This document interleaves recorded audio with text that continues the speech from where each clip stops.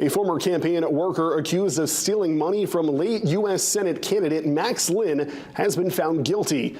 45-year-old Matthew McDonald was accused of stealing $225,000 from Linn in 2021.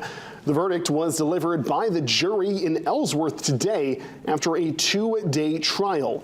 McDonald was found guilty of theft by deception and theft by unauthorized taking. McDonald was supposed to invest the money in cryptocurrency under Linn's name.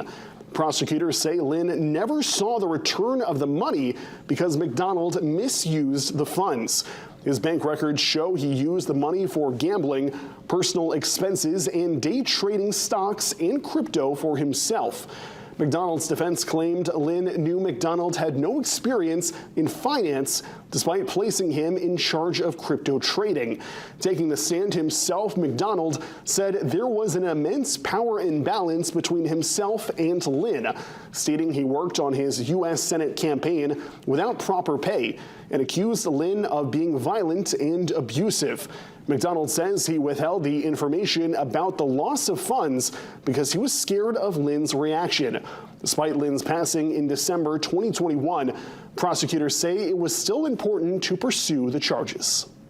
The rights of crime victims don't pass along when they pass along, and the importance in prosecuting some of these crimes is not just to find justice for the crime victims, but to protect the whole community, and that's why this case was important. Assistant Attorney General Charles Boyle says McDonald is currently out on personal recognizable bail. A date for McDonald's sentencing has not been set.